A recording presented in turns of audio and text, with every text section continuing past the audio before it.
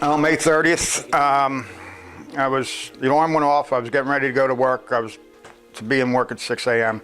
Hit the snooze button and then the phone rang. And get up, answer the phone, and it was University of Pennsylvania Hospital, and saying that Matthew was in an accident, that he was at the hospital in the emergency room, and we needed to get down there as soon as possible. My parents didn't even fill me in with what was going on. My mom just said, you just have to get here.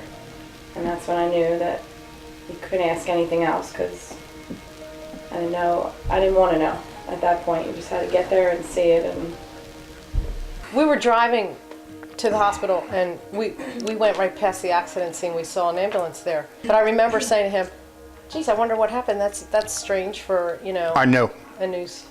I knew that's exactly where it was. Yeah. Just a gut feeling. I decided to drive the 2 hours back to Philadelphia from Seattle. I drove as far as the Island Avenue exit of I-95, which is basically 15 minutes from my home.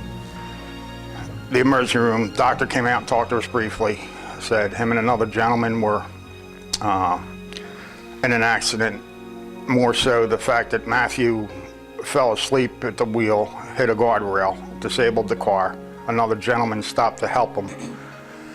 And in the process, examining damage on the car, another car clipped Matthew's car. So this young girl and Matthew exchanged insurance information, proceeded to go back and examine his car once again, where another car came at Matthew and this gentleman, the Good Samaritan, Charles. So I guess in a matter of instinct, so that we wouldn't get hit by a car, we left the guardrail and basically fell 30 feet to the street of Island Avenue below. We went in and saw Matthew, and I was, literally shaking. I mean, it's nothing like you can ever imagine. The first thing I remember is waking up at the University of Pennsylvania Hospital. I was in a coma for about 14 days. I knew somehow instinctively that I was hurt pretty good. I had casts on my both arms. My left leg was broken. And I just kind of said, like, hey, how's it going? And I said to my mom, I jumped off a bridge, didn't I? And she said, yeah. She was like, how do you know that? And I was like, I don't know, I kind of remember. And I said, I jumped with another guy, didn't I? And she said, yeah. I said, did he die? She said, yeah. And I was pretty saddened by that I had played a big time part in another man losing his life. So that kind of, I think I went back into a sort of a shell as I need to digest what had really happened. Well, those 2 weeks I found out that not only my son, Matthew, but my daughter, Bridget, had probably the best circle of friends that any two people could have. And it was because of this circle of friends that my wife and I were able to come through it a lot more easily. Matt's friends, like they practically lived at the hospital with us for those 2 weeks. My friends held a benefit for me. Basically, how it was presented to me was two of my good friends growing up, Terry Donahue and Brian Vassell, along with the work of my sister Bridget. They said to me, hey, we want to have a benefit, a fundraiser for you to help you with your medical bills and just take off the stress of finances. You have enough on your plate physically, you don't need the stress of finances. So trying to get people together for a fundraiser, that's really not hard at all. In fact, we were limited to keep it to about 200 to 250 people. The line was out the door to get in. It was already packed, and we were just like, I don't know, let's just keep selling tickets. It was one of the first times that Matt had a chance to get on a microphone and speak to everybody and give him the update of his rehab, how he's progressing, his plans for the future, which is great to hear. And a room packed like that, obviously it's going to be noisy.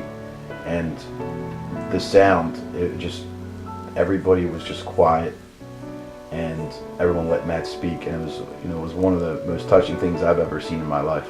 Penn saved my life in the fact that they treated me, I was very critical, but I rehabbed at Bryn Mawr, and I believe that I am here in this room. I'm able to work and walk around because of the therapists and nurses at Bryn Mawr. And the therapists were unbelievable. In the beginning stages of my time at Bryn Mawr, I was non-weight bearing at all extremities, so I was good for about second base in a baseball time. That's about it. I couldn't walk, or I couldn't lift things up. It was explained to me that their therapist at Bryn Mawr could no longer really do much more for me. It just was going to take time and my own efforts, and that's where I was able to continue my recovery at Paleo Health and Fitness with the help of the Fighting Back program. My trainer at the Fighting Back program was Debbie. One day he came up to me and he said to me, "Would you work with me?" And I said, "Oh, okay, fine. What do you want to do?" And he says, and I'll never forget this, "I want to ride a surfboard again." From the get-go, basically, she saw in me that I like and I respond to being pushed, and that I look at rehab as like in the military as I needed a drill sergeant. I don't need someone to baby me and say, "Are you okay? Do you need a drink of water?" I need someone to be like, "Someone get up, we're gonna run today." And Debbie did that for me. She recognized that and would not take no or I can't or anything like that that wasn't satisfactory in her eyes. And not only did she help me with my physical recovery, but in the summer of 2006, last summer, I went through a very difficult time mentally. I think as you hit the year mark of most traumatic injuries and you're not completely recovered, I struggled with that greatly. I thought, I work really hard and I'm not where I want to be, and it just seemed like it's never going to get better. I wasn't suicidal, but I had suicidal thoughts or tendencies.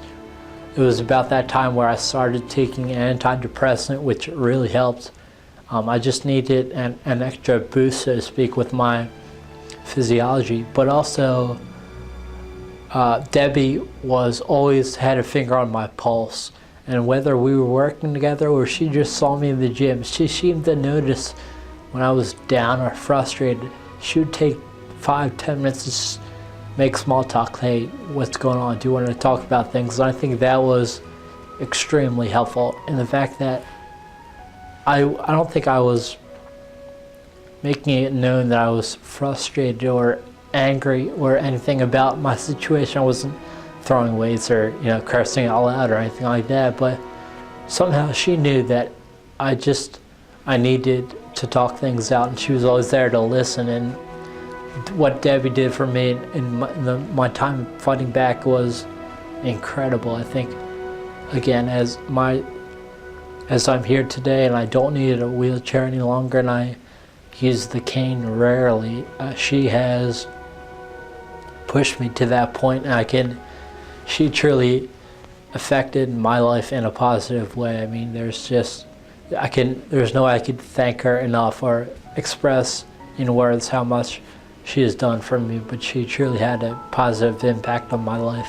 I guess it was the perfect storm that put me into this situation, being that some motorists basically drove me off the road or drove me off the bridge. But from that experience, I've found this job and gotten some solid direction for life. So I guess you have to take the good with every bad, if you will.